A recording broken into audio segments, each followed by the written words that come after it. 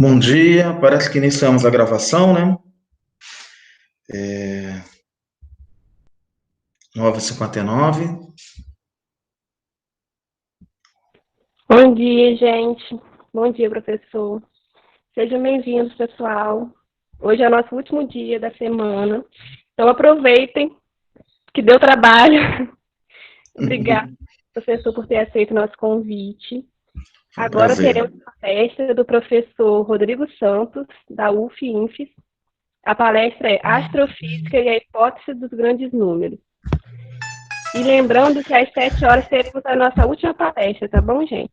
Obrigada, professor. Agora eu passo a palavra para o professor Rodrigo. Bom dia, pessoal. É um prazer estar aqui. Essa é talvez o título pareça engraçado, mas a hipótese dos grandes números é algo muito interessante. Que levanta muitas questões com muitos impactos para a física, né? Bem, sem mais delongas, sem mais delongas, vamos começar a apresentação. Essa apresentação eu fiz também recentemente no canal, deixa eu ver se eu consigo mostrar aqui, Meninas do Rádio. A periferia também faz ciência, mas eu vou fazer tá até aqui embaixo, né?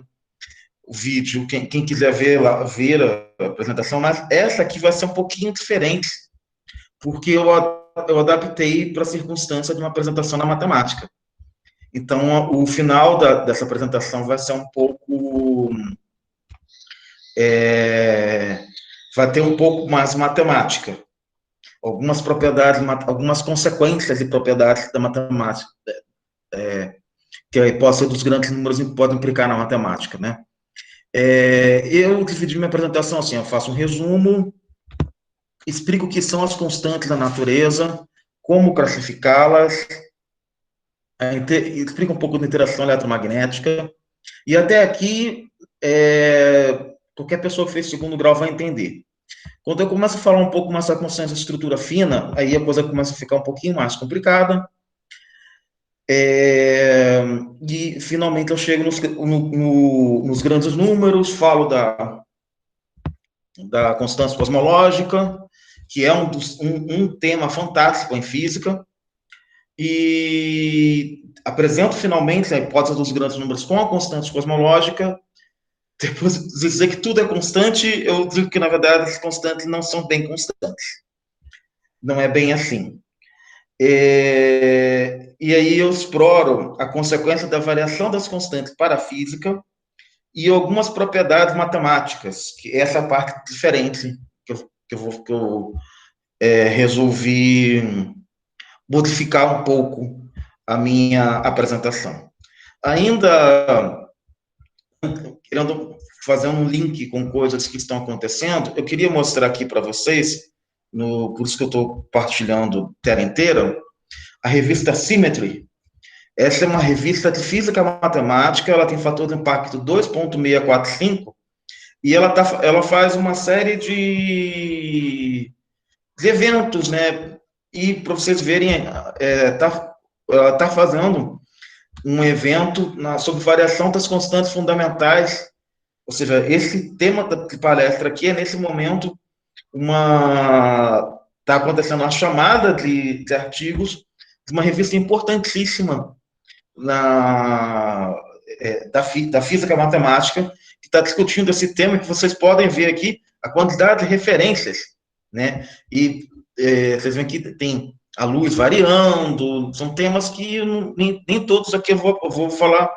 Aqui eu só vou falar da constante estrutura fina, mas eu pretendo, no futuro, falar da variação de outras constantes também, em próximas palestras, né?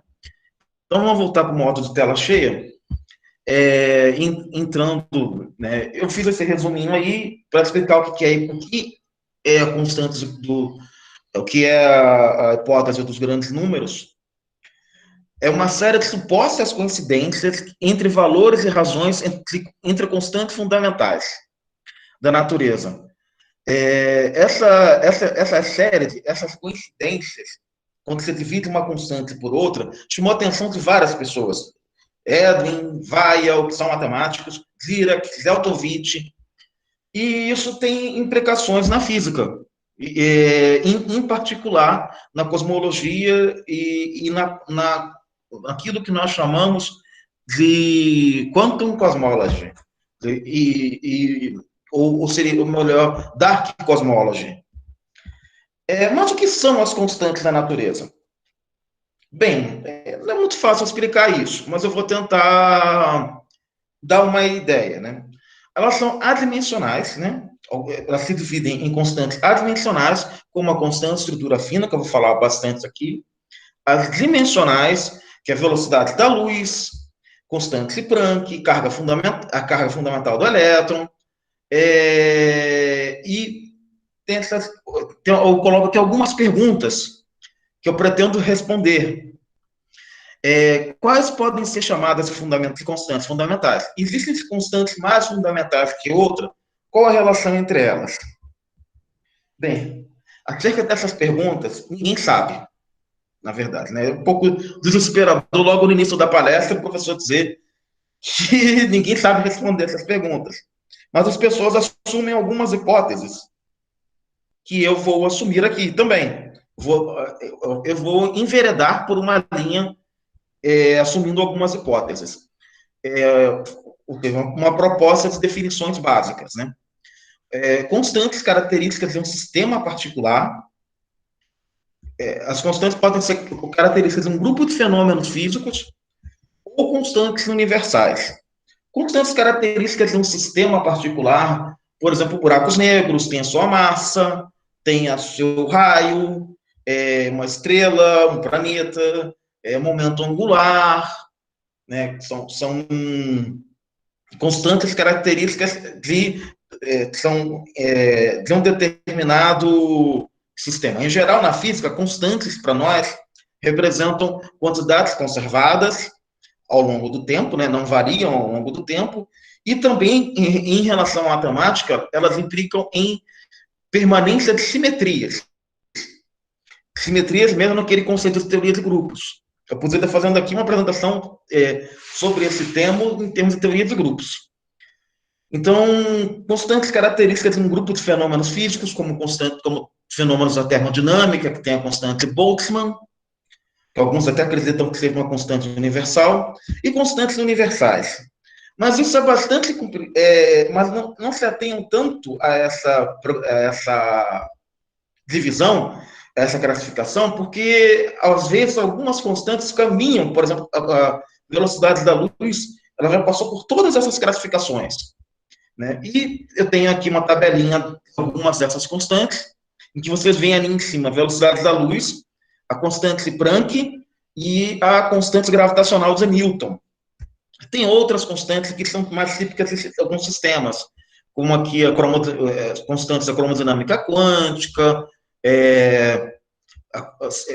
o acoplamento eletrônico de Yukawa, o acoplamento muônico e tantas outras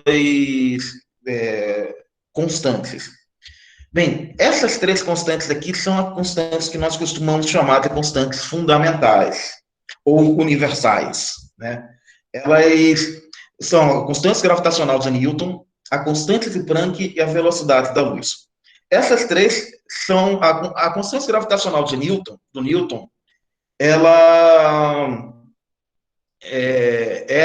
a que está a interação a intensidade da interação gravitacional. Eu adianto a vocês que a variação dessa constante pode estar ligada à matéria escura. Então, é um tema importante de discutir, que é um tema que eu pretendo discutir numa futura palestra.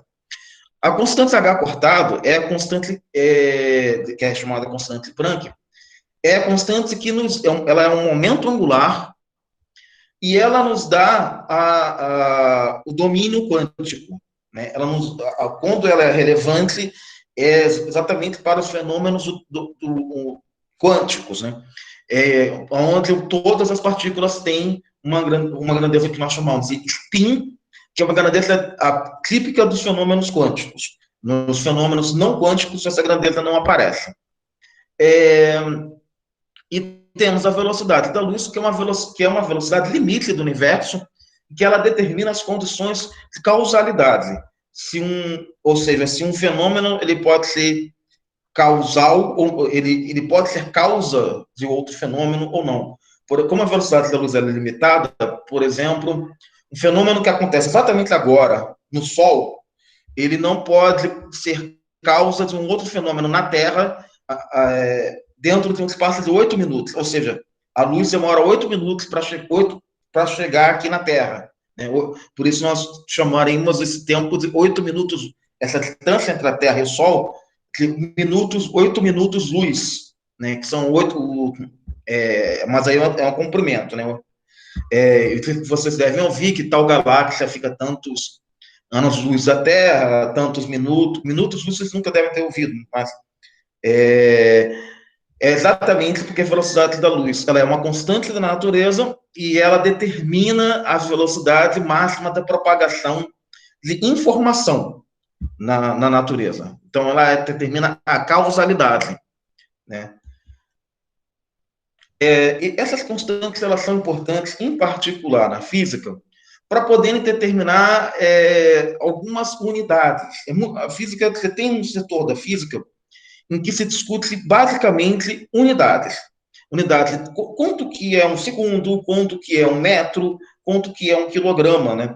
Como que você pode estabelecer esses padrões? Padrões de medida já foram usados os mais diversos, né? O pé do rei, né? Tem jardas para comprimento e tal. Mas é complicado você manter esses padrões porque eles variam. Então, determinados padrões de medida em termos de constantes da natureza é muito interessante porque as constantes da natureza supostamente seriam constantes, né? Então, nós temos aqui uma proposta de unidades naturais, né? Que seria o tempo de Stanley, o comprimento de Stanley e a massa de Stanley. Entre elas, nós temos aqui essas medidas, elas estariam ligadas à constante G de Newton, carga do elétron, velocidade da luz, o ε0 permissividade elétrica do vácuo, e essas unidades fundamentais, que foram propostas pelo Stanley, são variações dessas quantidades. Existe uma outra proposta que hoje é a mais usada, que é a proposta foi feita por Planck, né? Que é esse conjunto de escalas, tempo de Planck, comprimento de Planck e massa de Planck, por exemplo. Existe uma teoria de relatividade alternativa que considera o comprimento de Planck como comprimento mínimo.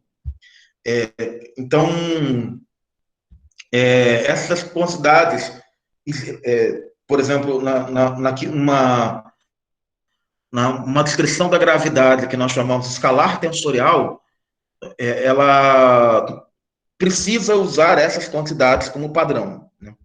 Então, a física ela precisa estabelecer esses padrões para poder, inclusive, fazer medidas, né?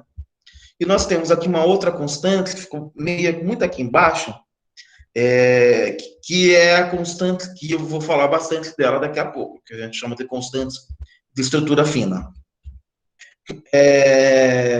Mas antes de falar da constante de estrutura fina, eu quero dizer para vocês, vocês já devem ter ouvido isso, que na natureza existem, por enquanto, 4 interações fundamentais, né? Que nós chamamos de interação forte, que é a interação nuclear, né? É uma interação nuclear, que ela é descrita pela cromodinâmica quântica, e ela tem essa intensidade, ou seja, ela é muito intensa com relação às outras interações, né?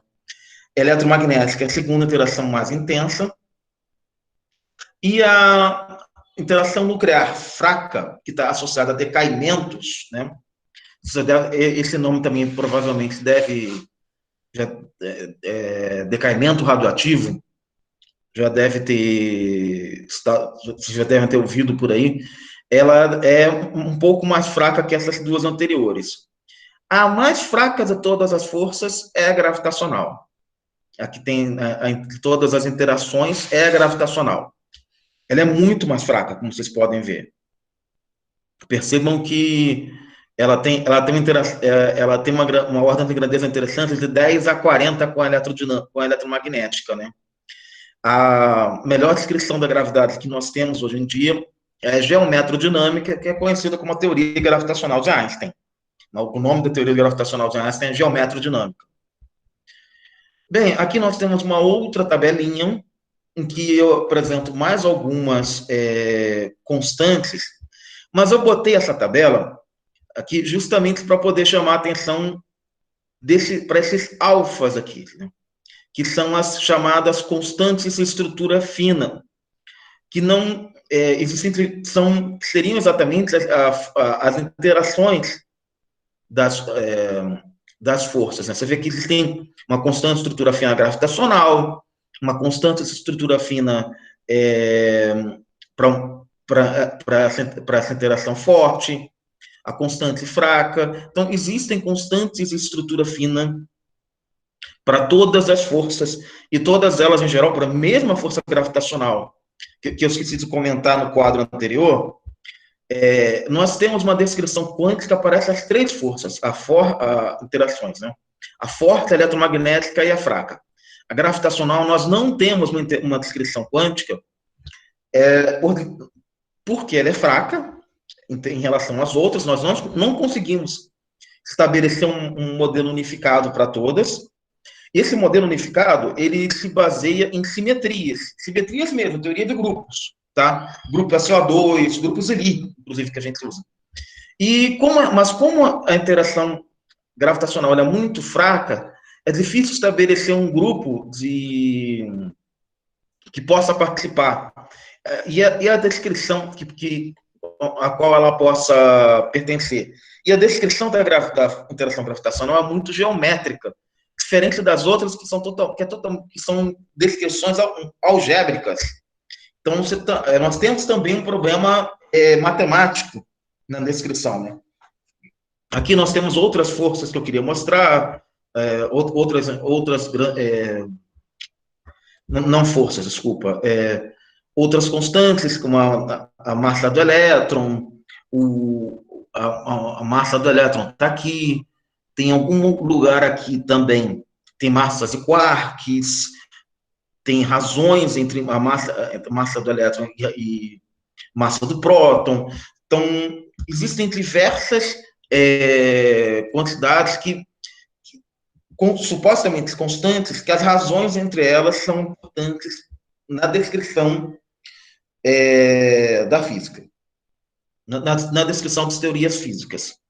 Bem, a partir desse momento, eu vou começar a falar um pouco da interação eletromagnética. E é por isso que eu comecei por que eu vou falar nesse momento aqui da interação eletromagnética? Porque ela é a mais importante para a gente. A nossa tecnologia é baseada nessa interação. Ela possui, assim como a gravidade, ela possui alcance infinito. Existe, assim como as interações nucleares, ela tem uma versão clássica, uma versão quântica.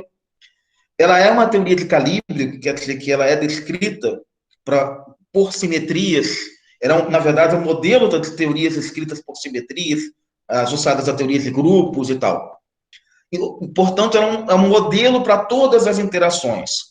Então, quando a gente quer descrever um modelo de interações unificado, a gente parte do eletromagnetismo, né? A gente tem que encontrar algum ponto em comum das outras interações com o eletromagnetismo, para poder fazer as descrições unificadas. É daí que a gente parte. Dito isso, é muito importante discutir as constantes do eletromagnetismo. A magnitude da interação eletromagnética, como vocês viram, ela é a segunda interação mais significante da natureza, né, em termos de intensidade. Ela é descrita pela constante de estrutura fina, que foi descoberta pelo Willis Eugene Lamb, e ela está associada às linhas espectrais do átomo de hidrogênio. Ou seja, está associada às transições do elétron, quando o elétron pula de uma camada para outra, ela está associada a essas transições, que na verdade são as transições finas, né? Nós temos os grandes, os números, o número quântico principal, que é a órbita do elétron em torno do núcleo, e essa interação está associada a pequenas flutuações de energia nesses níveis discretos do elétron. Níveis discretos, né, ou quânticos, como nós gostamos de dizer, do elétron. Aqui eu descrevo, mostro os níveis de energia com base na energia de repouso do elétron, que é massa. Vocês lembram da equação de Einstein, né? Massa vezes mc ao quadrado, né? Ela aqui, ó, que é dada pela a massa de repouso. Alfa é a constante de estrutura fina e N é o número da camada, né? Então, você tem um estado fundamental que tem energia, nesse caso vai ter energia infinita, né? Então, na verdade, o estado fundamental é 1, não tem estado fundamental 0. Então, o estado fundamental é 1, para não ter energia infinita. E a constante de estrutura fina, ela tem interpretação de ser uma razão entre a velocidade orbital do elétron no estado fundamental, no estado n igual a 1, dividida pela velocidade da luz. Isso é uma interação cinemática, uma interpretação cinemática para essa constante de estrutura fina, para essa constante.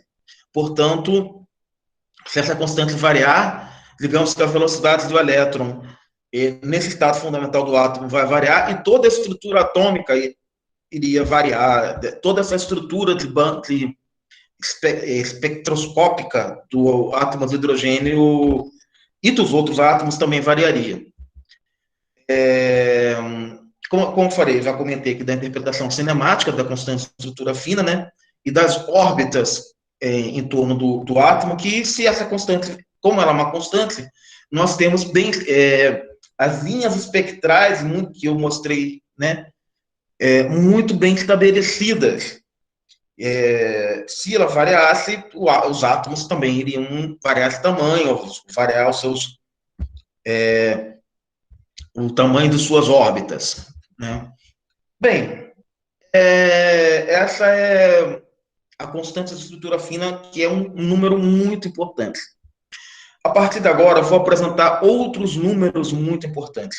Vocês lembram que eu tinha comentado que aqui a interação gravitacional ela é 40 ordens de grandeza menor do que a interação eletromagnética. Presta atenção nesse número, 40 ordens de grandeza. A partir de agora vai aparecer numerologia.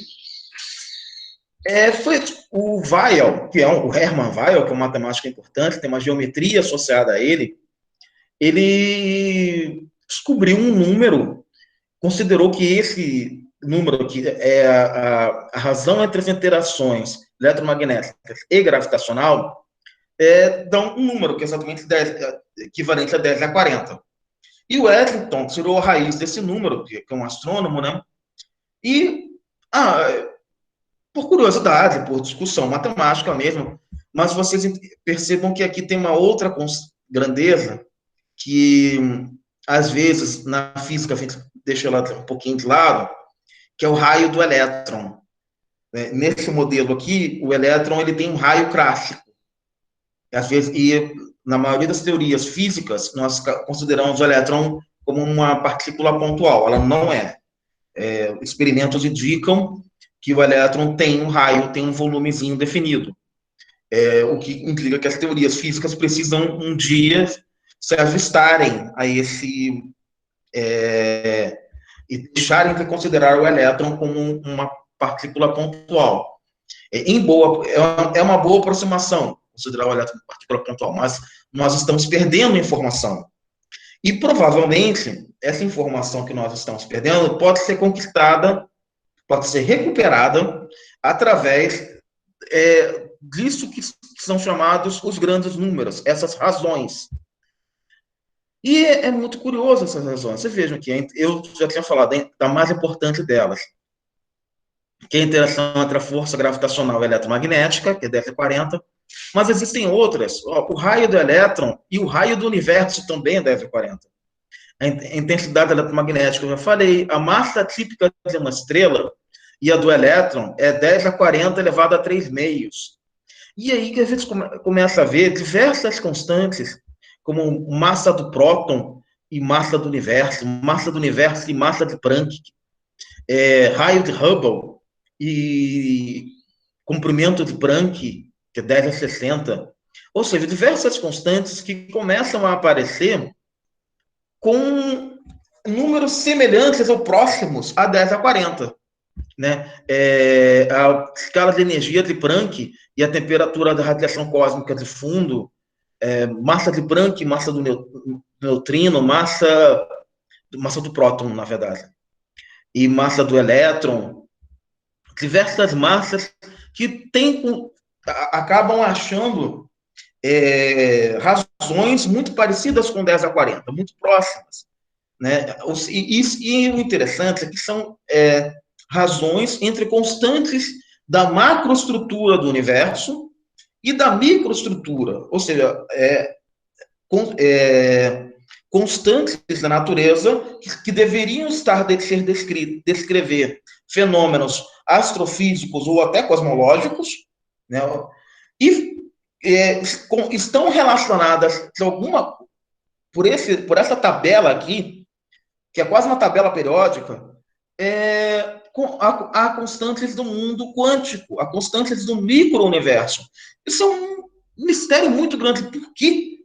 Qual o motivo dessa interação entre o macro-universo e o micro-universo? O que isso está nos indicando? Né?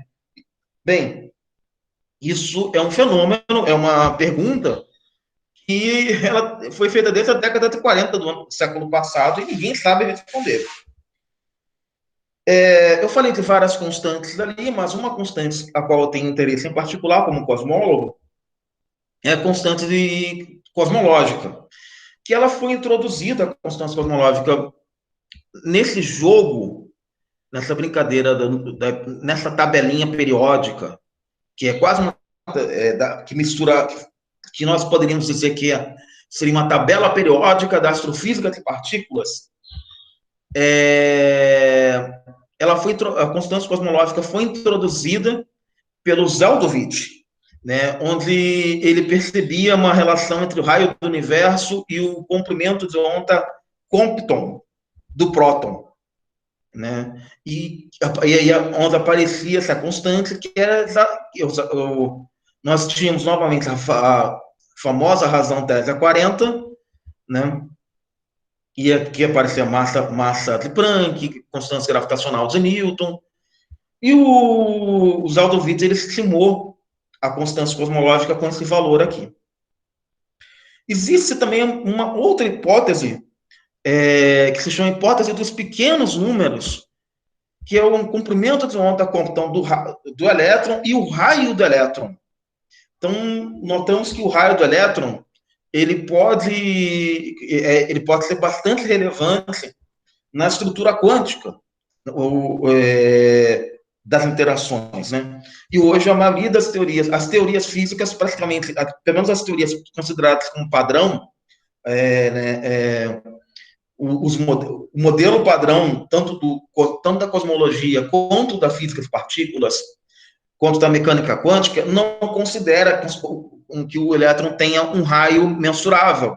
E ele tem um raio mensurável e é compatível e é equivalente a outras grandezas do mundo quântico, do mundo da física de partículas, como o comprimento de onda Compton do próton. Portanto, nós temos um grave problema conceitual na física, em considerar essa aproximação do elétron como uma partícula pontual. Um problema gravíssimo. Como eu estava falando, eu tenho grande interesse na constância cosmológica, mas eu queria explicar de onde que essa constante veio. Junto com a constante de estrutura fina, a constante cosmológica é uma das estrelas dessa apresentação e é a principal preocupação do meu trabalho. ela foi introduzida por Einstein nas suas equações de campo para poder compactuar com o... para que, na verdade, as equações de campo de Einstein, elas são essas aí. Deixa eu explicar o que são essas equações. Provavelmente algumas pessoas, alguns sabem, né? Isso aqui é uma equação basicamente de geometria diferencial, que aqui nós temos a curvatura, que é dada pelo tensor de Riemann, aqui o escalar de Riemann, uma métrica, né, a métrica do espaço-tempo, e desse lado nós temos uma grandeza que nós chamamos de tensor energia-momento. O tensor energia-momento seria a matéria, e aqui seria a geometria. Então, os físicos interpretam que o lado esquerdo é geometria, e a geometria diz para a matéria como se movimentar. E a matéria diz para a energia, para geometria, como se deformar. É essa a interpretação das equações de Einstein. E é interessante, bem, na prática, isso aqui são matrizes 4x4. Né? Mini corre de 0 a 3, onde 0 é o tempo, é a coordenada temporal. Na ausência de matéria, nós temos também a ausência de geometria. Se você faz 0 aqui no Mini, você não tem geometria do lado esquerdo. E um corpo no universo vazio, ele não sente efeitos inerciais.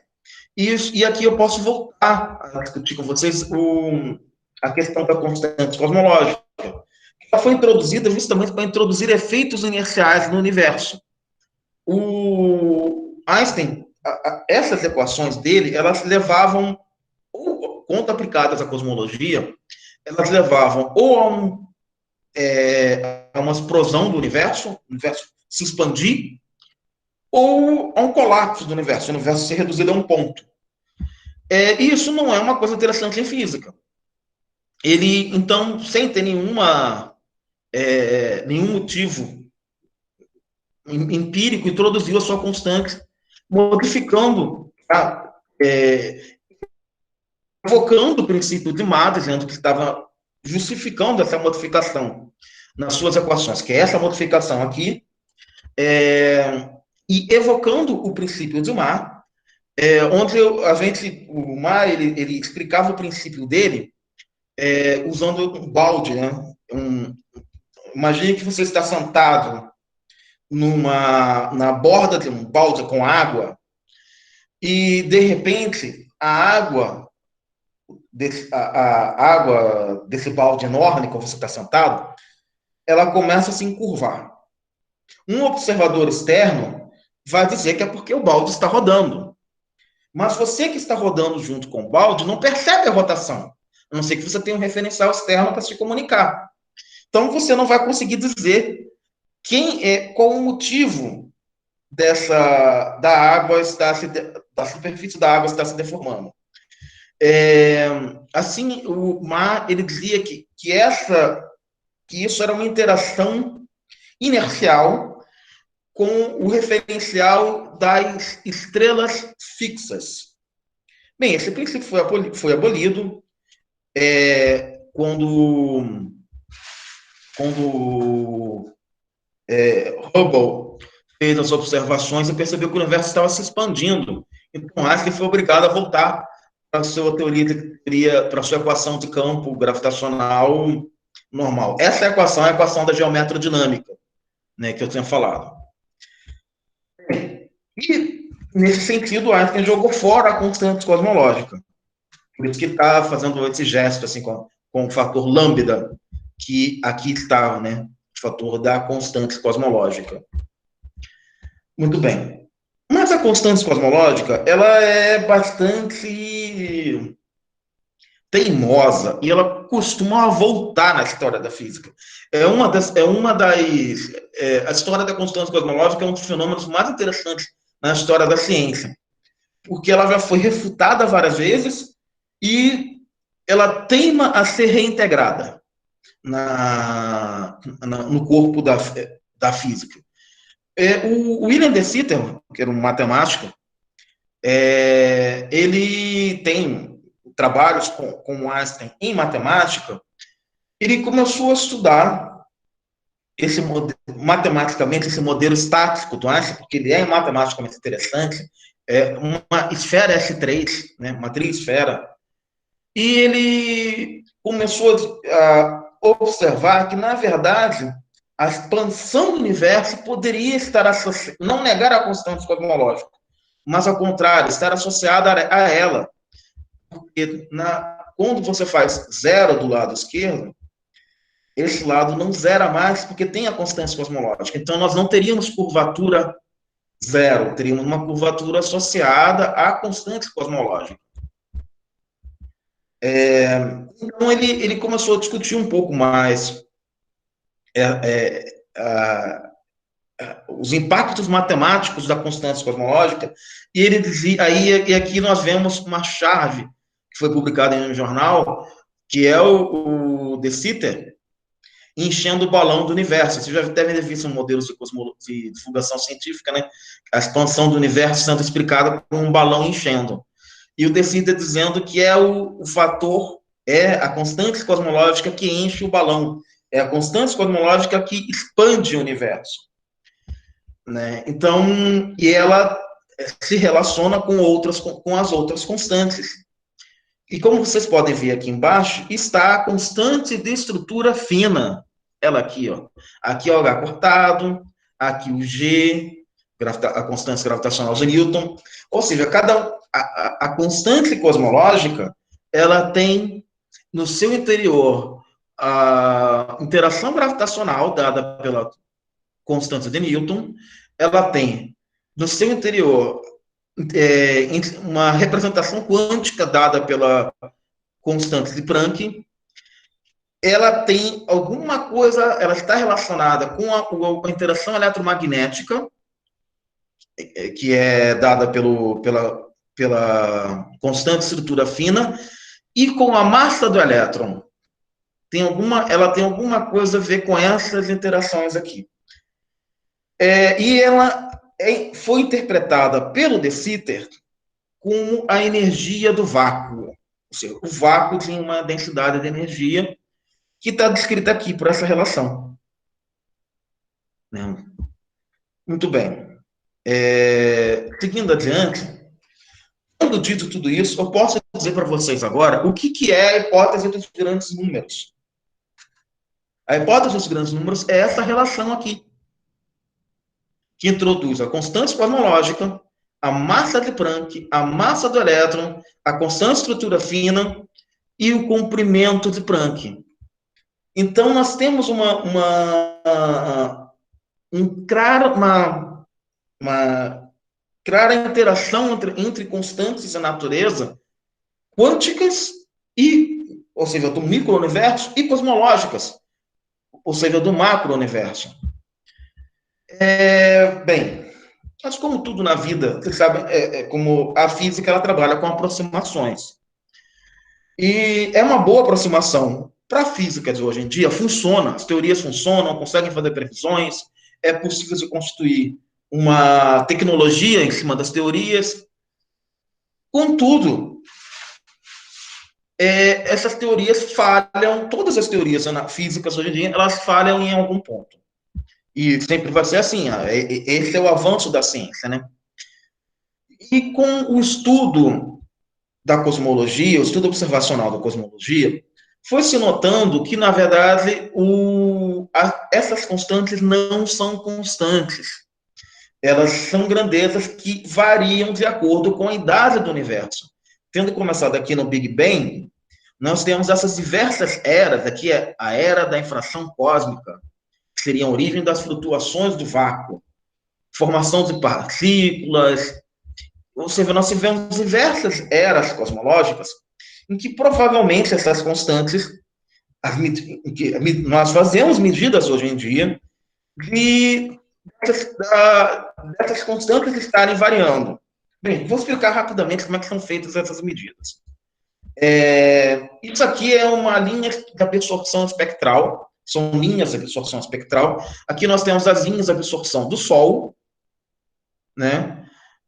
Aqui você vê a linha do átomo de hidrogênio, e aqui é uma linha de absorção de um supercluster galáctico, que está a 0,07 C, está a uma distância bem razoável daqui, 1 bilhão de anos-luz, né? E aqui você vê a mesma linha do hidrogênio desviada para o vermelho. Nós chamamos esse fenômeno em astronomia de desvio para o vermelho, que é o que indica e comprova que o universo está se expandindo.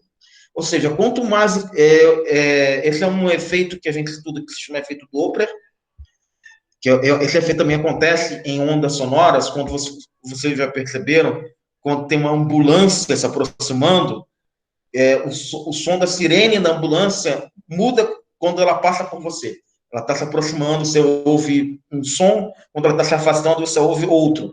Isso também ocorre com a luz, que é uma onda. Então, a gente consegue perceber que o universo inteiro está se afastando da gente, em escala cosmológica, né?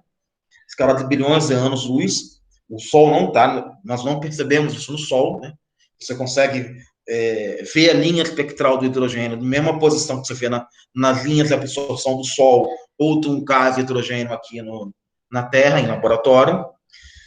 E esse desvio para o vermelho possibilitou a definição de uma grandeza que nós chamamos de redshift, que é essa aqui, que é o desvio para o vermelho, que é o comprimento de onda observável, astronomicamente, comprimento de onda observado naquele elemento na Terra ou no Sol, né? Então, isso aqui é o que nos dá a distância astronômica das coisas em escala cosmológica, ou seja, em escala muito mais ampla que a nossa própria galáxia. E aqui eu faço uma linha do tempo, aqui é onde a minha apresentação começa a divergir, começa a ser diferente do que eu fiz no canal Meninas do Rádio. Porque depois de apresentar lá no Meninas do Rádio, eu apresentava vários dados experimentais que indicam a variação das constantes. E aqui eu, na verdade, só mostro uma verdadeira linha do tempo dessas observações. E eu queria chamar a atenção aqui para o fenômeno de Okro. O fenômeno de Okro é uma cidade, uma região no Gabão, onde foi detectado um reator nuclear natural. E esse reator nuclear natural só pode existir porque a constante de estrutura fina variou ao longo do tempo. E esse cone de luz aqui, né, essa linha do tempo, mostra a variação, vários fenômenos que nós datamos, como faz um arqueólogo, né? Então, são várias datações usando o método do redshift, em que nós vemos cada vez mais para trás a variação da constante de estrutura fina. Ou seja, quanto mais para a origem do universo, a constante de estrutura fina ela vai sofrendo variações, né? Na verdade, ela vai aumentando. Isso tem muitas consequências para a física. Né? A física ela muda por conta dessa constante de estrutura fina mudar. Nós podemos ter monopolos magnéticos. Você sabe que é impossível você quebrar um ímã, né? Quando você quebra um ímã, você tem dois ímãs. Você não consegue nunca separar o polo norte do polo sul magnético, né? Ao contrário da carga elétrica, que você tem a carga positiva, você pode ter a carga positiva sozinha e a carga negativa sozinha. No magnetismo, não. Nós não temos os polos sul e norte sozinhos. A variação da constante de estrutura fina é uma forte candidata à energia escura, aqui, que estaria associada à infração cosmológica, que foi uma expansão do universo brutal que ocorreu lá no início, aqui, né, nessa época, né? Cosmic Inflation. Ou seja, o que implica que a constante cosmológica também está variando, né? Campos magnéticos cosmológicos, que são esses campos magnéticos, eles são sementes da formação de galáxias. Passando o carro do ovo aqui agora, espero que vocês estejam me ouvindo. E também induz a necessidade de uma teoria de gravitação quântica, que nós ainda não temos.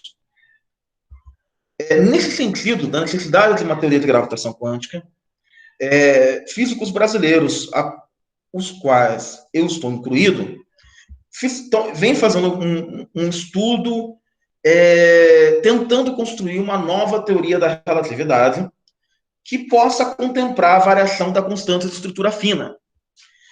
Nós partimos de um átomo de hidrogênio hipotético, seria um átomo gravitoeletromagnético, nós ionizamos ele e percebemos que a razão entre a ionização elétrica e a eletromagnética e a ionização gravitacional é exatamente 10 a 40, ou seja, está ligada lá com o grande número com a hipótese dos grandes números.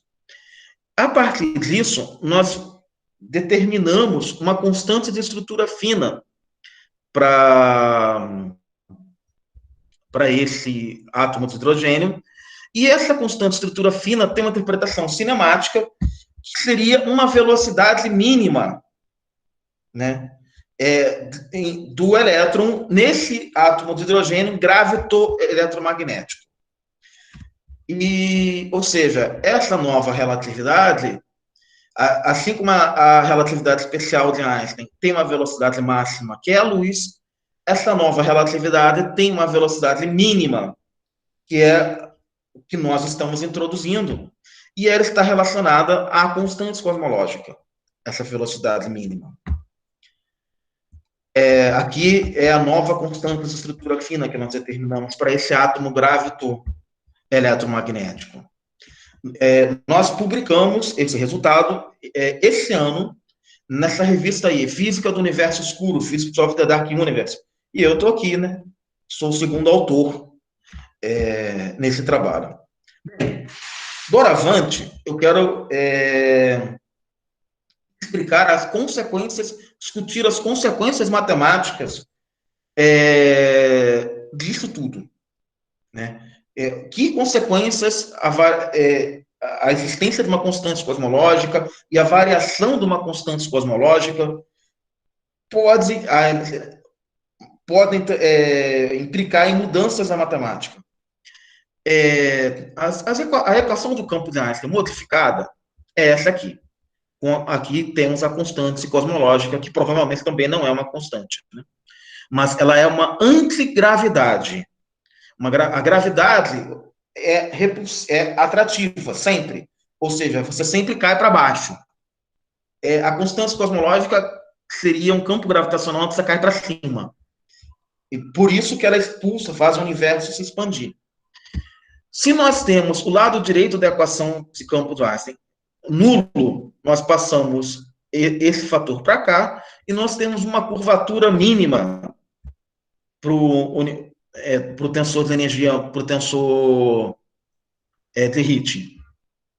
Ou seja, o tensor de Ricci, ele ficaria proporcional à métrica do espaço-tempo. Isso, bem, esse tipo de tensor de Ricci, ele é encontrado em algumas variedades diferenciais. Vocês fizeram o curso de variedade diferencial, né? E ele é encontrado em variedades diferenciais que nós chamamos de variedades lorentzianas. Entre elas estão o espaço de De Sitter, que tem curvatura negativa, e ele tem assinatura, ele tem uma dimensão temporal e 4 espaciais, já tem uma dimensão espacial extra. No espaço de anti-De Sitter, que seriam tem 2 dimensões temporais, né? Ela seria um espaço pentadimensional. Ele é conhecido como espaço ADS, e ele é muito importante em teoria de cordas e coisas do tipo. E nós temos o espaço de Minkowski, que ele tem curvatura positiva. E nós temos o espaço de Minkowski, que tem curvatura zero, que é o 1 e 3, tem um tempo e 3 coordenadas espaciais. Os espaços de De Sitter e anti-De Sitter, eles são gerados por projeções estereográficas.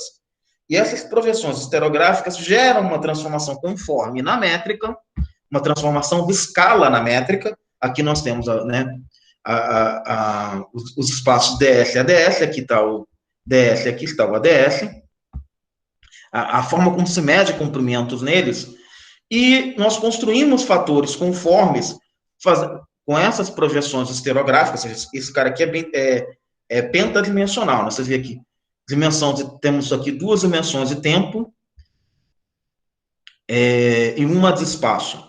Aqui está o DS, quando S igual a menos 1, né? Então, fazendo essa projeção estereográfica, nós conseguimos construir um fator de escala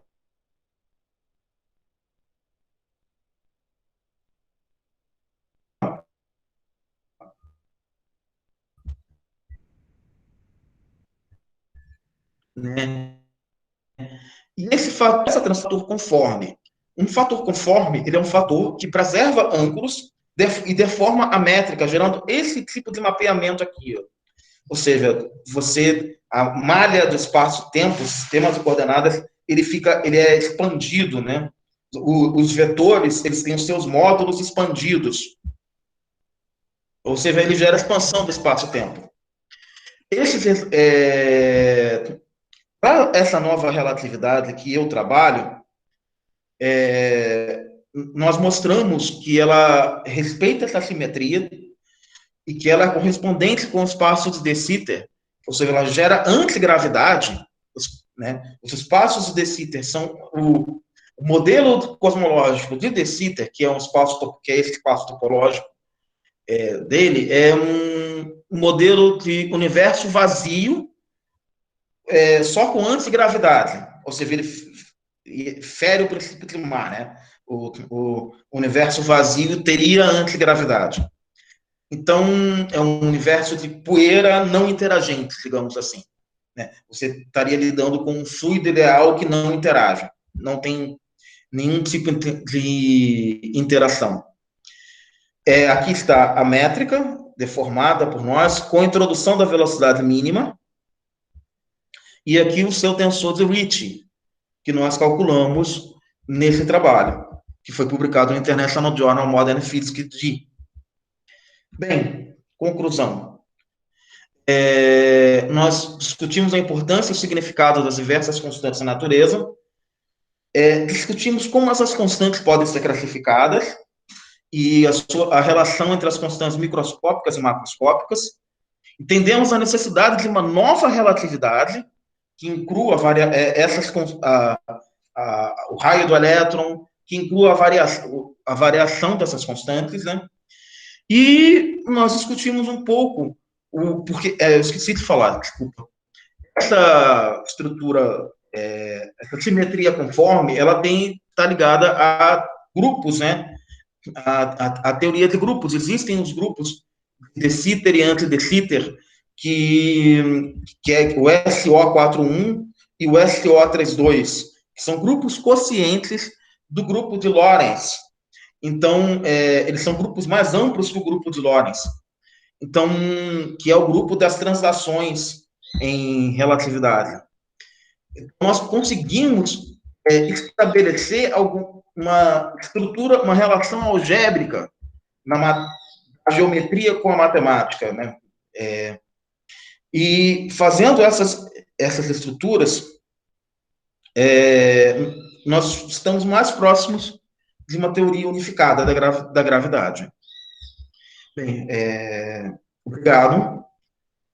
É isso, obrigado. Abro para as perguntas.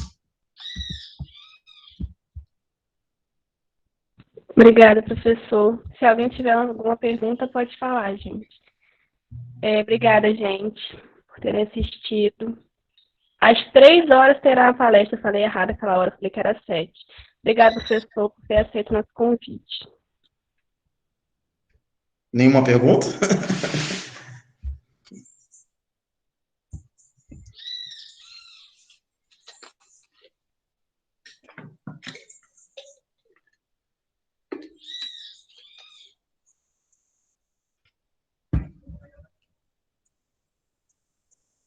Nenhuma pergunta? Todo mundo entendeu? Ou ninguém entendeu nada?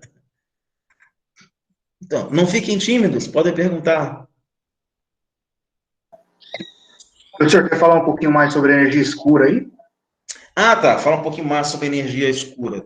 E ela difere da quintessência, um negócio assim, é que eu sou bem leigo assim no assunto, mas... A quintessência é porque existem modelos de energia escura. A quintessência é um modelo unificado de energia escura com matéria escura. Tem quintessência, caessência, tem essa teoria que eu trabalho. A energia escura é basicamente uma energia que está associada à expansão acelerada do universo. E é isso que a gente sabe. O resto são tentativas de modelar e de explicar a origem dessas coisas. Então, tem diversos modelos, como você falou, quintessência, a quintessência seria um fluido ideal com propriedades de hidrodinâmicas de pressão repulsiva. Então, ela teria as propriedades necessárias para descrever a energia escura. Né? E eventualmente também a matéria escura, a matéria escura, seria a energia escura é a introdução da constância cosmológica. E a matéria escura está desse lado aqui da equação, ó, que é o G, seria a variação do G, e eu não falei, não foi objeto dessa palestra, eu estou pensando em fazer uma palestra só para falar de matéria escura. Ela é a variação do G, porque a matéria escura, a energia escura é a aceleração, é a expansão acelerada do universo, que a gente chama de energia escura ou energia do vácuo. A matéria escura essa pergunta apareceu na outra palestra, um fenômeno estranho que a gente percebe na rotação de galáxias. As estrelas da borda de algumas galáxias, elas giram em torno do centro muito mais rápido do que elas deveriam girar. Então, acredita-se que por conta disso tem mais matéria na galáxia do que a gente está vendo. Na verdade, a previsão de uma matéria que não emitiria luz foi feita pelo De Sitter, né, e pelo Einstein no artigo de 1930, mas depois acabou surgindo esse fenômeno que indicou a existência de alguma coisa nesse sentido que a gente não sabe exatamente o que é. Então, existem diversos modelos aí como você falou, quintessência, e eu trabalho com tudo isso. Caessência, eu poderia fazer uma palestra só sobre energia escura, mas eu quis fazer uma palestra de divulgação, mas que mostrasse um pouco aonde que está o problema, né? E como é que a gente lida, se mostrasse realmente coisas que a gente publica, né? E como vocês viram, a revista Symmetry, ela publica coisas mas vocês podem até ver que em alguns desses artigos da Symmetry, vai aparecer alguma coisa que você falou aqui você vê aqui, ó, evidências experimentais para a variação da constante Planck. Então, a constante Planck também pode estar variando.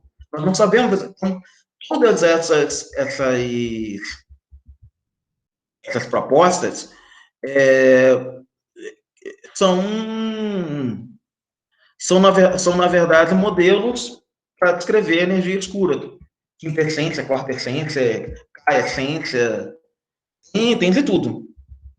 Que até agora não se bateu o martelo sobre qual o modelo que é mais bem sucedido, né, que melhor descreve a energia escura. Entendeu? A energia escura é o fenômeno e a quintessência é um modelo para esse fenômeno. Na verdade, eu vou comentar uma coisa, eu estou preparando um curso de hidrodinâmica relativística. E esse curso é um pré-requisito para entender o lado direito da equação de Einstein e entender os diversos tipos de fluidos relativísticos que podem existir, e a quintessência é um desses. Ela não vai aparecer nesse curso, mas provavelmente, um curso de extensão lá nos Meninas do Rádio, mas provavelmente num curso no futuro eu pretendo abordar a quintessência. Obrigado, professor. Mas alguém, gente, são um tema tão interessante, com tantas implicações na matemática. É bem complexo mesmo, mas é bem interessante mesmo. Uhum. Outra coisa que eu queria só, por curiosidade Uhum. mesmo, isso aí tem relação com o espaçamento do Sol, que o Sol está se expandindo da Não, Terra? não, não. Tem alguma relação com Não. isso? Isso é outra coisa. Eu vou explicar. Tem o Sol estar se expandindo, ele tem que ver com modelos estelares, não com constância cosmológica. O Sol ele é um reator nuclear gigante, assim como qualquer estrela. E essas estrelas, ao longo da evolução delas, as estrelas, ao longo da evolução delas, elas representam, elas são o que é uma estrela? É uma bola de gás hiperquente que consome a si mesma. Então, a estrela ela é uma briga entre termodinâmica, que é o calor da estrela, e gravidade. Então, de acordo com a massa da estrela, que você vai saber quem que vai vencer essa briga. E essa briga dura bilhões de anos enquanto a estrela brilha. E a estrela vai passando por fases, em que, em algumas fases, a termodinâmica ganha da gravidade. Quando a termodinâmica ganha da gravidade, a estrela expande. Quando a termodinâmica perde para a gravidade, a estrela colapsa. Então, isso não tem necessariamente que ver com constante cosmológica, embora existam, ou infração cósmica, embora existam modelos de estrelas, inclusive trabalho também com isso, estrelas de energia escura e de matéria escura. Mas não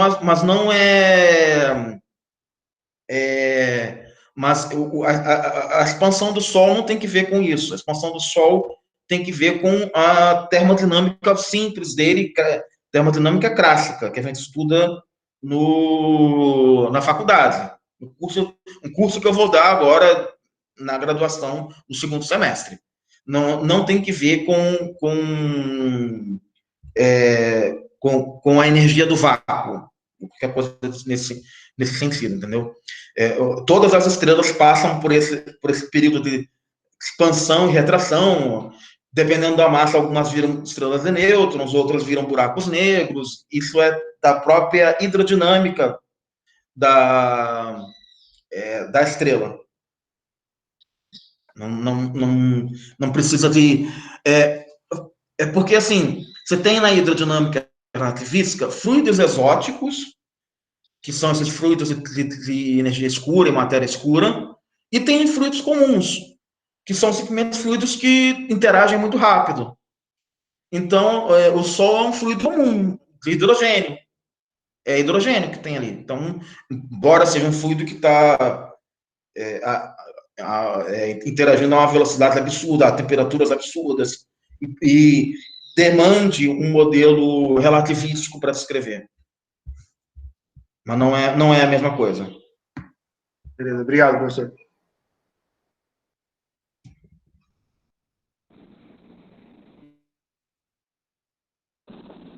Só queria te agradecer mais uma vez, né, por ter aceitado o nosso convite.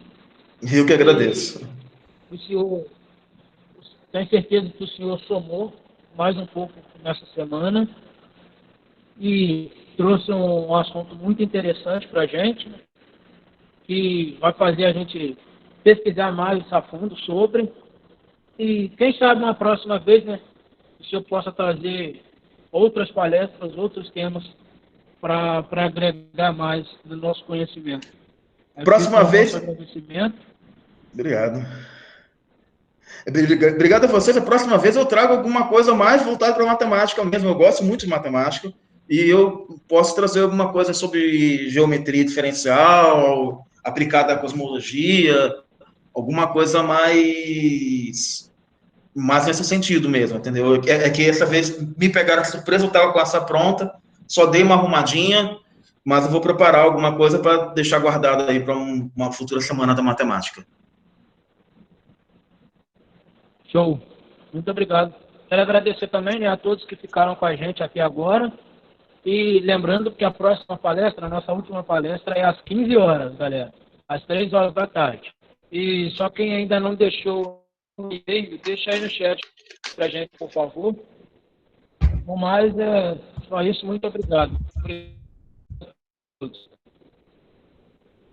deixando o meu contato também aqui, se alguém quiser conversar mais, está aqui no chat, tá? Obrigadão. Ok, professor. Obrigado mesmo.